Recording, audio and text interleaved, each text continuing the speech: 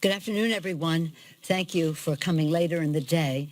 As you probably are aware, this morning we celebrated the life of Chairman John Dingell at Holy Trinity Church in Georgetown. And right now, many of our colleagues are in North Carolina to, again, celebrate the life of Walter Jones, our colleague from North Carolina, a beautiful, lovely man. I served with him and served with his father.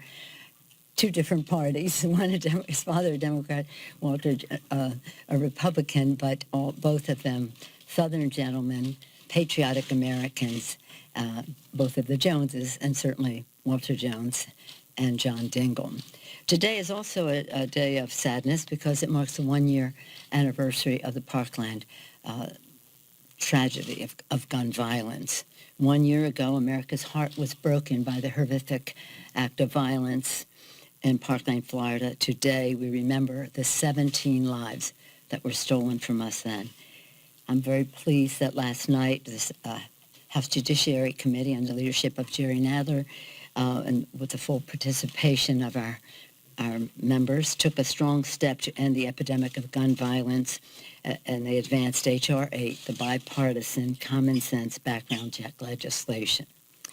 Our committees are hard at work. I'm very proud of our freshmen. I think I've said to you before that in this freshman class, we have 18 chairs of subcommittees. To contrast that to the another historic freshman class, the Watergate Babies, when they came in with all of the size and enthusiasm that they didn't have one subcommittee chair in the first year that they took office. So we're very proud that 18 of them have gavels. By all accounts from our chairman, they come enthusiastic, well-prepared, all of the members, and especially, of course, our subcommittee chairs. So we're very hard at work on our For the People agenda while we're waiting for the Senate to pass the conference report, the bipartisan, bicameral conference report, which I understand is imminent in the Senate, and then we'll vote on it later today.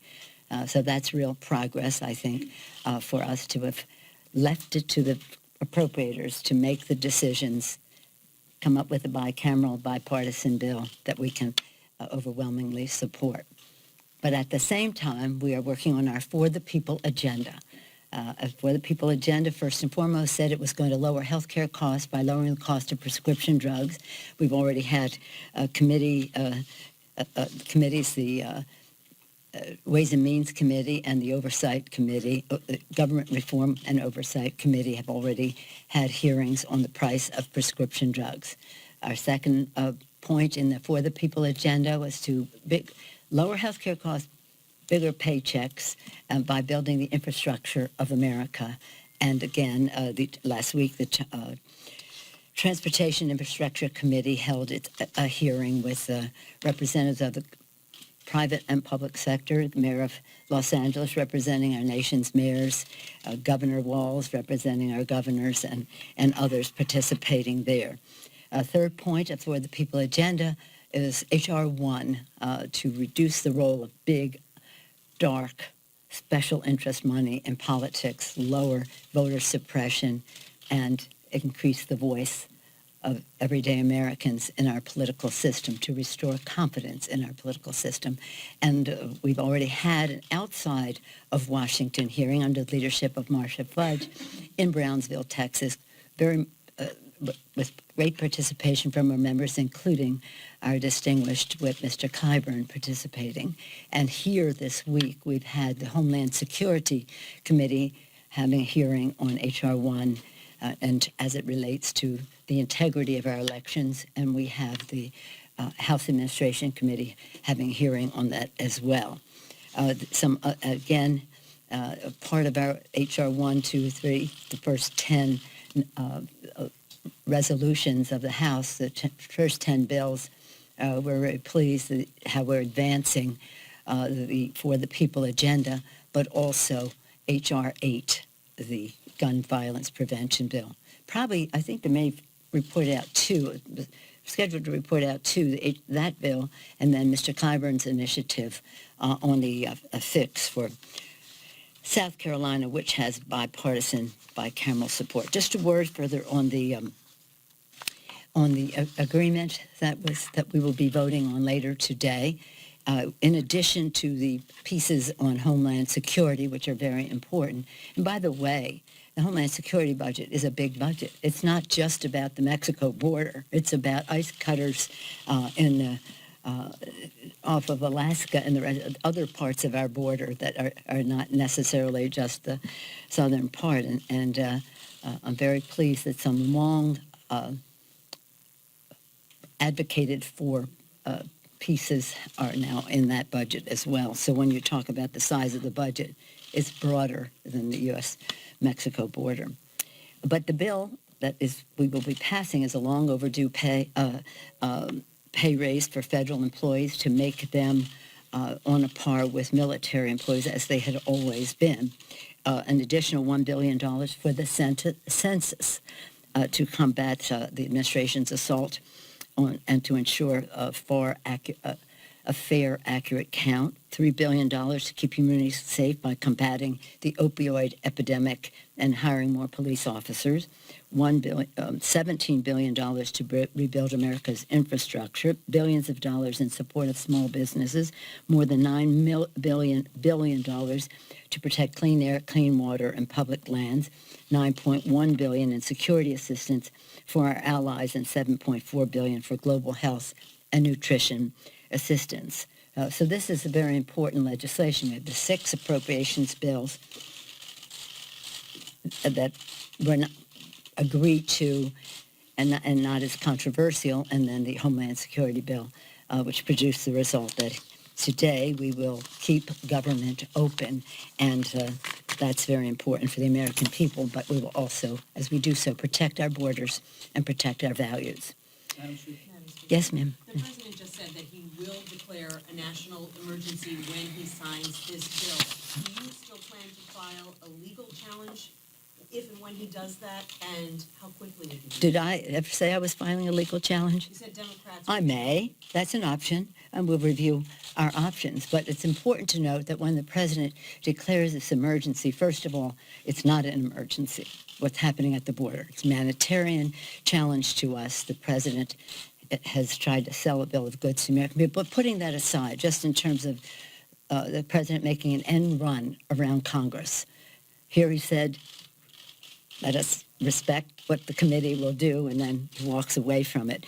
But in any event, the President is doing an end run about Congress, about the power of the purse. You've heard me say over and over again, Article 1, the legislative branch, the power of the purse, the power to declare war, many other powers listed in the Constitution, and, of course, the responsibility to have oversight. So the President is doing an end run around that. We will review our options. We'll be prepared to respond appropriately to it. I know the Republicans have some unease about it, no matter what they say, because if the President can declare an emergency on something that he has created as an emergency, an illusion that he wants to convey, just think of what a president with different values can present to the American people. You want to talk about a national emergency? Let's talk about today, the one-year anniversary of another manifestation of the epidemic of gun violence in America. That's a national emergency. Why don't you declare that emergency, Mr. President? I wish you would. But a Democratic president can do that. Democratic president can declare emergencies as well. So the precedent that the President is setting here is something that should be met with great unease and dismay by the Republicans. And of course, we will respond accordingly when we review our options. First, we have to see what the President actually says. Yes, yeah. To that end, there's been some discussion of a resolution in the House that might force Republicans to go on the record and vote against this. Would that be an option? I'm saying that we are reviewing our options, and we have to see what the President will say.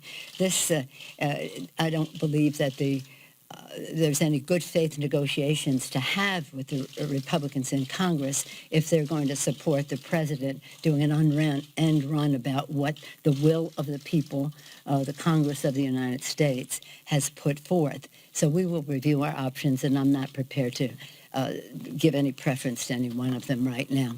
Yes, sir. Yes, sir. On the news of the past couple of moments, that the President told the the Senate Majority Leader that he would sign the bill. You must be pleased with that. But on the national emergency, does that change the vote calculus at all? Obviously, if you have the president saying he's going to sign a piece of legislation, people say, okay, I would vote for that, but also that caveat that could potentially peel votes away. Does that have any impact? Let's just have the vote, Chad. That's very interesting, but let's just have the vote. That changes the support one way or the other. Well, it may, I don't know, it's probably had more of an influence in the United States Senate. We have the votes in the House. But it is interesting to see how the president has said to the Republican leadership in the Senate, Senator Shelby, a senior appropriator, the chairman of the Appropriations Committee there, respected leader in the United States Senate. I don't have confidence in what you did, even though the president failed to convince the American people and their representatives in Congress of his position. But let's just see what the votes are. Who knows what the calculus is on the other side? I don't. Doesn't affect your side of the aisle. No. Madam Speaker, as far as the I'm sorry. gun control bill, or rather the Yes. background check bill is concerned, you just said that a national emergency should Yes. be declared. Well, it could be declared. If you want to talk about emergencies, that's a national emergency. That's something that you would like to see a president declare. No, I'm just saying a president could do that. If you want to go down that path, then let's look at what really is a national emergency. I'm not advocating for any president doing an end run around Congress.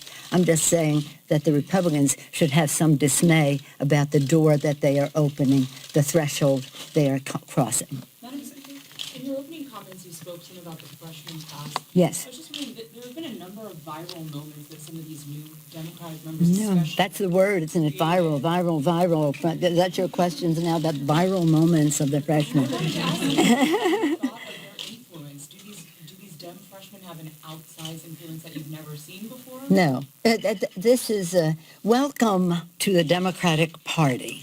We are not a rubber stamp for anybody. We are not a monolith. We never have been. And who would want to lead a party that would be described that way? The members come, they bring their enthusiasms, their priorities. We welcome that. And they're not programmed. They are spontaneous, prepared, and I'm proud of them. Okay? Yes, sir. Again, you mentioned the anniversary of Parkland several times. Yes. And the legislation you're bringing to the floor. Yes. Enjoys broad support. Yes. Other legislation to that end, not quite as popular around the country, although it's more popular among the Democratic caucus than probably ever. Are you committed to bringing to the floor some further legislation to that end, such as the restoration of the ban on assault-style weapons? Well, the committee, the Judiciary Committee, and the committees of jurisdiction will review any proposals that we have on any subject, and what they have prioritized. And we have, in addition to the committee, we have a task force headed up by Congressman Mike Thompson of California, has worked in a bipartisan way to protect the American people. What are the measures that save the most lives? And how do we get them into law? It's a proposal that turns into legislation, that it passes as law, that makes a difference in the lives of the American people. And it's up to the committee and the task force to make their proposals as we go forward. We do think that keeping guns out of the hands of people who shouldn't have them probably saves the most lives. Thank you all very much.